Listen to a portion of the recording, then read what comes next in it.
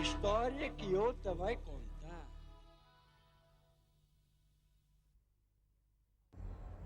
Ao longo desta série de programas, temos ido a Kluane, à Ilha da Taipa, na cidade de Macau.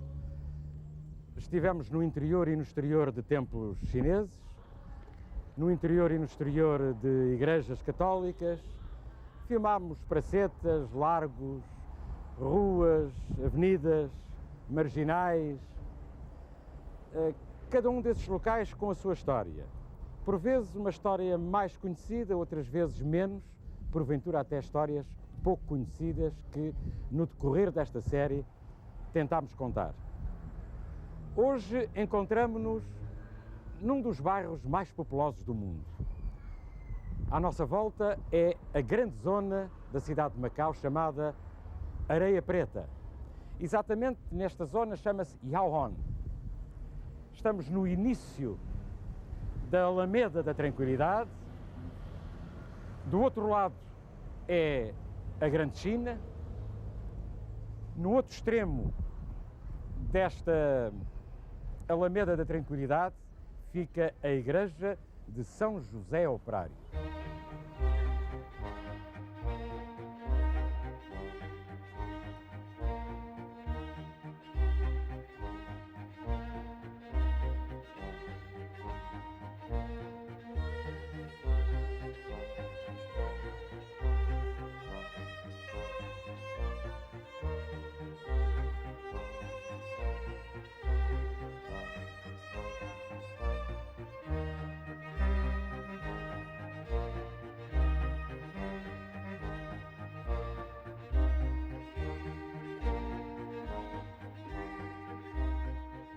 Até quase aos anos 90, a generalidade da zona chamada Areia Preta, Axalban, tinha certamente o seu quê de castiço, de estilo de vida próprio, com todos os valores urbano-sociais que isso possa conter. Mas possuía pouco mais em termos de grande destaque positivo. Por certo que tinha gente, há muito que tinha muita gente, trabalhadora, operária, fundamentalmente, mas não tinha estruturas sanitárias dignas desse nome.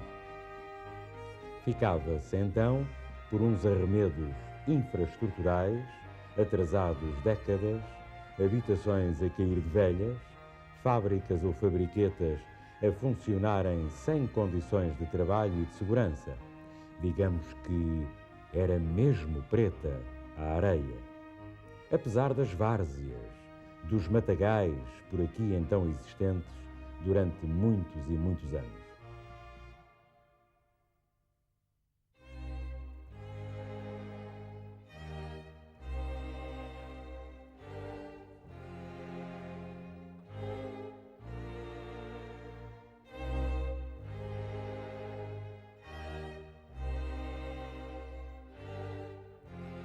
Nos últimos anos do século XX, infraestruturou-se e estruturou-se praticamente toda a grande zona da Areia Preta e Yaohon, deve dizer-se apressadamente. Construíram-se aterros, ergueram-se prédios, logo transformados em apertadas gaiolas ou colmeias, recuperando, aliás, velhos e maus hábitos de Macau. Apesar de este ser um espaço de grande densidade populacional, é possível, nos últimos anos, usufruírem-se espaços de relativa tranquilidade e relativa segurança para os adultos e para as crianças.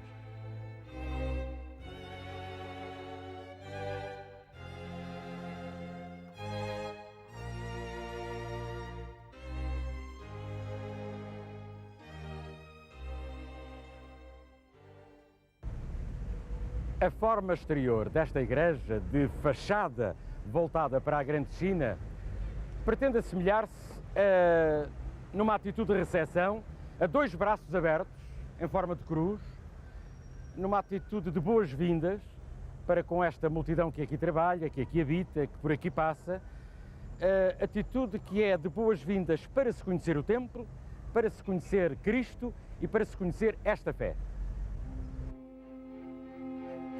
A igreja de São José Operário foi sagrada no 1º de maio de 1999, exatamente o dia de São José Operário. O autor do projeto arquitetónico é um português radicado em Macau desde 1983 e autor de variados projetos da importância de uma remodelação de todo o Palácio da Praia Grande, das instalações das Forças de Segurança no aeroporto, do novo mercado de São Domingos, da remodelação do Paço Episcopal, enfim, projetos do arquiteto Pinheiro Nagy, concretizados também em Portugal, na Malásia, no Bangladesh, etc. O encontro com ele foi marcado para o interior da igreja de São José Operário, até porque Pinheiro Nagy assume-se como um cidadão firmemente crente na fé cristã e na religião católica, gostando de sublinhar as decisões saídas do Concílio Vaticano II.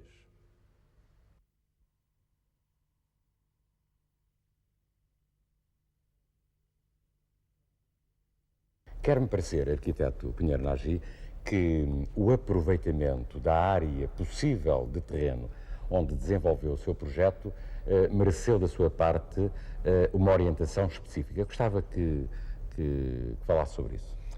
Certo, eu gostaria por começar por referir-me a alguns anos atrás, mais de 10. Todavia era bispo de Macau, Dom Arquimínio, que me encomendou para este mesmo terreno o estudo de uma igreja e um centro paroquial com um programa algo semelhante a este. Por razões com as quais eu não vou, digamos, entrar, porque desconheço, nem são da minha competência, esse projeto ficou, por assim dizer, arquivado, até que em 1993 o atual bispo Dom Domingos me encomendou este projeto. Como sabe, a forma deste terreno é um quarto de círculo, em que o seu vértice encontra-se por trás do altar-mor, aliás, por trás do altar, e foi um ponto importante no desenvolvimento deste projeto a posição que Dom Domingos tomou quando me disse: neste local, ou seja, próximo do vértice, deverá estar o altar. Se nós olharmos através daquela janela que temos à nossa frente, nós vemos à nossa frente uma alameda, do outro lado, ao fim da alameda, temos uma estrada e depois temos o mar e do lado de lá o continente. Isto levou-me a desenvolver este projeto segundo 3 corpos, 2 mais baixos e um central mais alto, tal como o corpo humano, cabeça, tronco e os braços, numa simbologia de braços abertos, olhando a China num permanente convite à conversão e a chamamento do povo chinês a vir receber, digamos, as graças do batismo. Bom, em relação à área do terreno, desculpe. Essa, portanto, foi a orientação do espaço. Exato. Isto ocupa perante, vamos lá, o exterior. O exterior, exatamente. O exterior. Em relação à matéria do espaço interior, por exemplo, nota-se que a Assembleia está quase frente a frente. Há assim um género de um semicírculo provocado pela orientação interior do templo que provoca, que em termos litúrgicos, provoca um envolvimento, ou pelo menos aparentemente, um envolvimento maior dos participantes com o culto. Pois, eu diria que as disposições litúrgicas emanadas do Vaticano, do Concílio Vaticano II, na questão da reforma litúrgica... Que lhe são caras. Muito. Refere concretamente, eu diria, podia ler para não cometer nenhum erro. Absolutamente. Diz que a construção dos edifícios sagrados tenha-se grande preocupação de que sejam aptos para lá se realizarem as ações litúrgicas e permitam a participação ativa dos fiéis. Portanto, o arquiteto, em termos religiosos, teve em atenção algumas renovações saídas do Vaticano II. Enfim, procurei entrar dentro dessas mesmas renovações para que este edifício respondesse precisamente a esta questão que acabei de ler, que tivesse um espaço, nomeadamente aqui na igreja, que proporcionasse aos participantes, aos presentes, quando estiverem, a participação ativa na celebração. Há pouco falou-me sobre o terreno. Eu diria que, portanto, entrando em dados técnicos, este terreno é um terreno muito pequeno, com 2.013 metros, se eu não estou em erro. O programa é um programa ambicioso, porque tem a igreja para uma população de cerca de 400 pessoas sentadas, tem uma residência paroquial que permite albergar quatro sacerdotes permanentes e ainda tem um quarto, uma suíte para algum hóspede que vem, além depois das dependências adjacentes, necessárias, não é? Tem um centro paroquial com um salão grande por baixo da igreja, depois tem os cartórios, portanto, os escritórios dos sacerdotes que aqui trabalham, etc. Portanto, é um programa vasto para o terreno tão pequeno.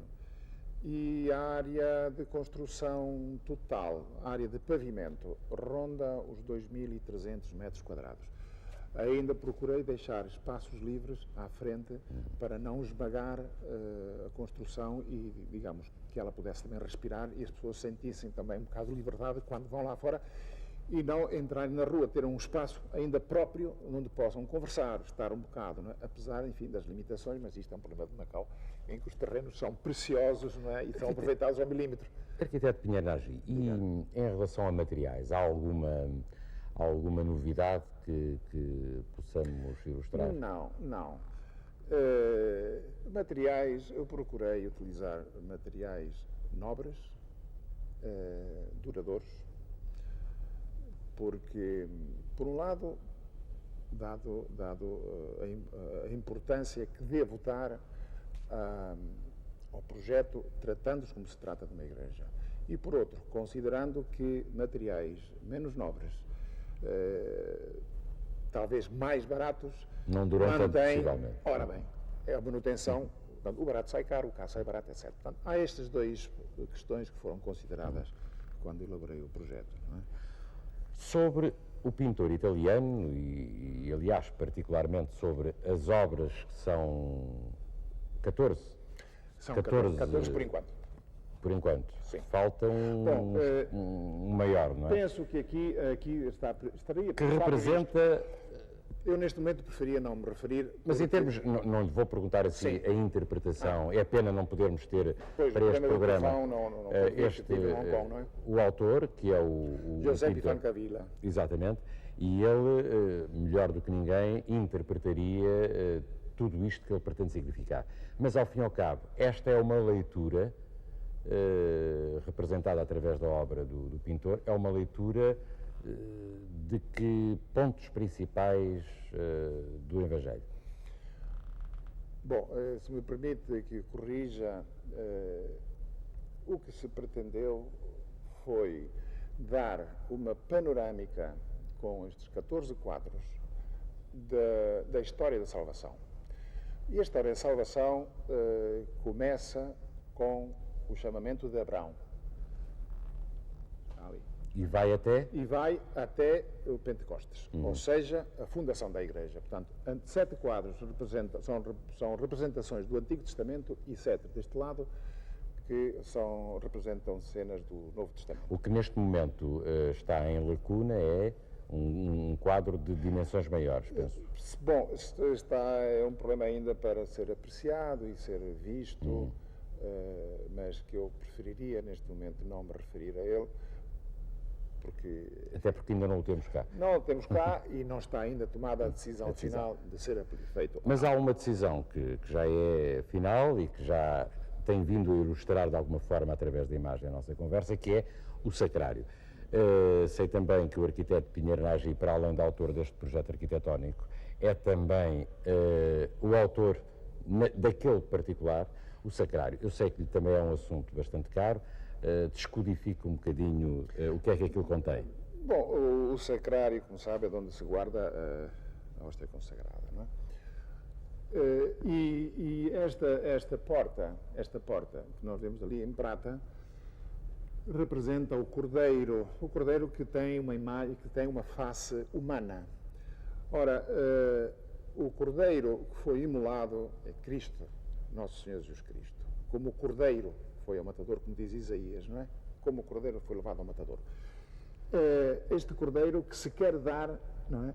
E este desenho foi inspirado num desenho que eu conheço, e foi feito o trabalho de prata por uma artista portuguesa, Luísa Roquete, em Lisboa, aliás, em Cascais, que tem o seu estúdio. Foi ela que fez e interpretou às maravilhas o meu desenho, porque eu fiz um desenho em papel e não em relevo. Não em relevo, claro. Apenas lhe expliquei e ela, de facto, interpretou muitíssimo bem todo aquilo que eu quis transmitir neste desenho, enfim, simples, mas com uma certa simbologia, não é?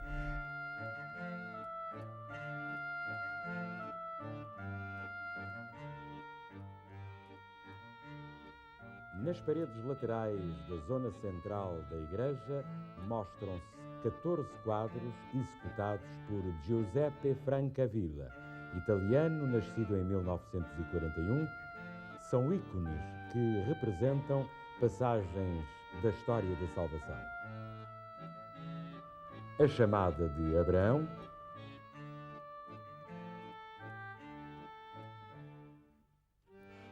a promessa e a aliança,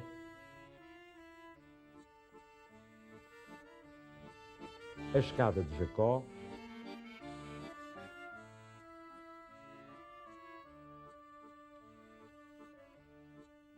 Moisés recebe do Senhor a missão de salvar o povo de Israel da escravidão do Egito. Moisés recebe as tábuas da lei. Elias é arrebatado ao céu.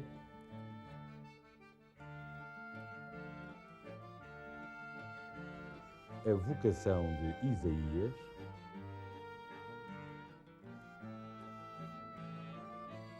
A Natividade.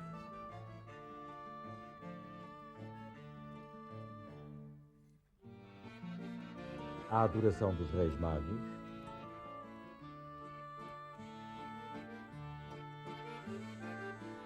O batismo de Jesus.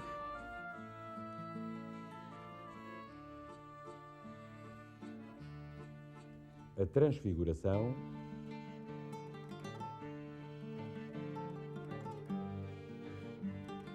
A crucificação.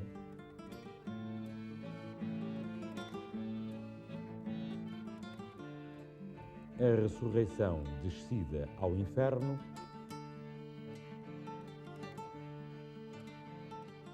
Pentecostes.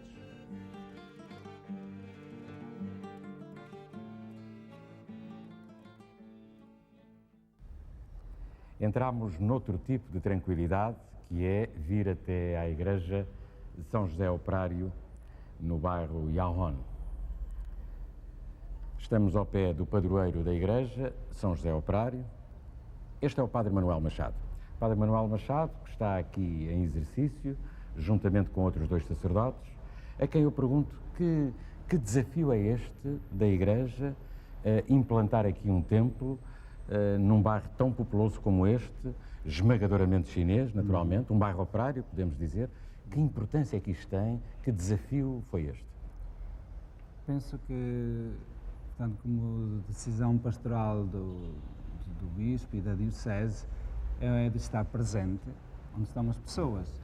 Portanto, dado o desenvolvimento que teve toda esta área, portanto, pertencente à paróquia de Fátima, mas que já fica um bocadinho distante, portanto, as pessoas também já não se deslocam muito. A outra igreja que está relativamente perto é de São Francisco Xavier de Monrá. Portanto, ter uma presença, um local em que as pessoas se possam encontrar, em que possam entrar em contato com a igreja, com a realidade do que é a igreja, dos serviços que a igreja pode prestar, portanto, à população, acho que foi uma escolha acertada o local. Então, estamos aqui implantados no meio em que as pessoas podem vir até nós e nós estamos a procurar maneira de ir até elas também. Portanto, tornar-se um ponto de encontro quase, não é? O padre Manuel Machado é um sacerdote português. A sua origem é de onde? Onde é que nasceu? Eu nasci em Guimarães. Em Guimarães. No norte. Olha, e há quanto tempo está no território? Estamos a meados de 99. Há quanto tempo está no território? Está agora em agosto, já são 7 anos que estou aqui. Anteriormente esteve noutra paróquia. Pois, quando vim para Macau estive 4 anos na paróquia de Fátima, portanto também pertencia um bocadinho já a esta zona, daí que já conhecia. Depois estive um ano e pouco em São Lourenço e pronto, e agora, portanto, enquanto esperámos a construção, ou o acabamento da construção, tínhamos um centro ali na zona da Areia Preta, e estávamos aí a começar a trabalhar. Esse centro funcionava com que objetivo? Portanto, o objetivo era lançar as bases, sei lá, de uma comunidade, começar os primeiros contactos à espera, portanto, da conclusão do edifício aqui. Por isso é que quando nos mudámos para cá, já havia alguma coisa, portanto, já havia um grupo de cristãos, já havia pessoas que nos conheciam e, portanto, não foi difícil a transição. De facto, agora, nas missas dominicais, há uma centena de pessoas que vêm, não é? Portanto, Missas dominicais. A missa é aos domingos, ou as missas são aos domingos. Já agora vamos recordar os horários delas e em que línguas elas são realizadas. Pronto, aos domingos às 9h30 da manhã temos uma missa em cantonense. Começamos nos finais de fevereiro à tarde às 5h30 em inglês. E no domingo de Pentecostes começamos no domingo às 8h30 à noite em mandarim. E, portanto, mais ou menos são as necessidades que estão das pessoas que estão aqui à volta. São José Operário, estamos perante a imagem de São José Operário. Este é um bairro operário. Sim. Há aqui uma ligação intencional com um bairro que é operário, onde a maioria das pessoas que circundam este templo trabalham em fábricas, é gente, dizendo assim, humilde.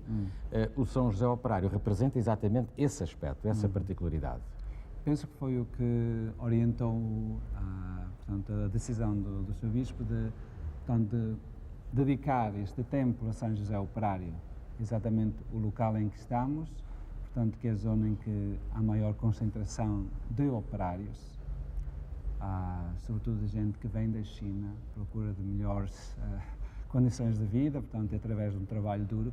E, portanto, São José que significa também, e que é um exemplo de, sei lá, um trabalho que muitas vezes pode ser humilde, que ninguém dá conta do trabalho, mas que se esforça por colaborar também na transformação deste mundo através do trabalho manual, de um trabalho que pode ser duro.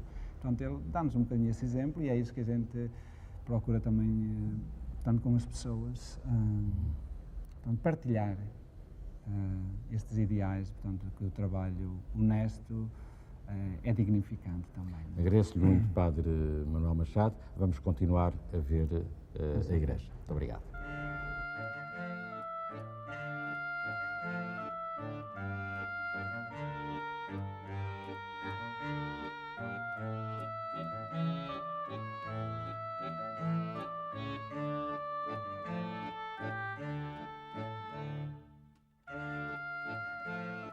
Fronteira com a Rua da Longevidade, a Igreja de São José Operário é, porventura, o último templo católico construído em Macau para os próximos anos. Aqui à volta vivem e trabalham, como já ficou dito, mais de 200.000 pessoas. Sendo uma ínfima minoria crente na fé católica, este será o grande contraste, o grande desafio, a grande e acredita-se que bela aventura da vivência do segundo sistema político e administrativo de Macau. Porque, de alguma forma, a fé cristã foi confundida, representada durante séculos com a presença dos portugueses ao Oriente.